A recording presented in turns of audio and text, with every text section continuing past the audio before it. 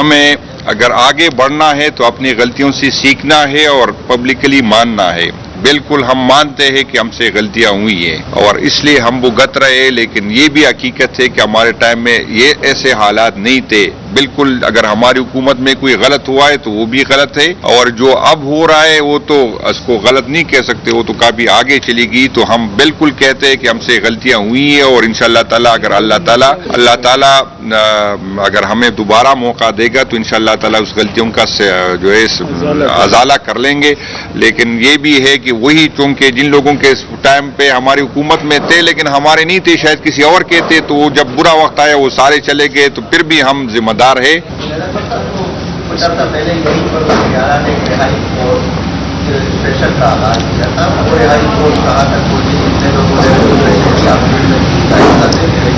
بھجان اس پہ تو سر جی میں اس پہ بات کروں گا. ہمارے پشاور کے کچھ یوٹیوبروں کو بہت مسئلہ ہے، شاید وہ فرمائشی جو 20-25 ہزار روپے پہ یوٹیوب بناتے وہ بھی اکثر پوچھتے، تو میں کلیئر کر لوں. اکثر موقع تو آپ نے اس کے ساتھ نہیں، اس پہ میں آتا ہوں. تو یہاں پر کچھ یوٹیوبر کو بہت زیادہ مسئلہ ہے، شاید اس کا رزق اسی سے تھا، وہ بند ہو چکا ہے. تو اکثر ذکر کرتے ہیں کہ جنید تھا. تو بھائی جان میں جب صوبائی صدر بنا تو مجھے خان صاحب نے یہ ذمہ داری دی کہ صوبے میں آپ جو ہے تحریک شروع کرے. اور جب میں صوبائی صدر بنا تو آپ سب کو یاد ہے کہ 26 نومبر میں ہم نے لاشیں اٹھائی پارٹی کی جو ہے، لیکن پھر بھی احتجاج کی پوزیشن نہیں تھی. اتنی برے حالات تھے، اللہ تعالیٰ نے کرم کیا، وہ پارٹی اٹھ گئی. پھر میرے شاید ذاتی کچھ دوست تھے یا جو بھی تھے، تو میرے خیال 2 مہینے نہیں گزرے تھے، پھر خان صاحب کو جا کے، کیونکہ میرا رابطہ نہیں ہو رہا تھا، میری ملاقات نہیں ہو رہی تھی، تو عمر ایوب صاحب اور ایک اور صاحب تھے، اس کو ذمہ داری دی گئی.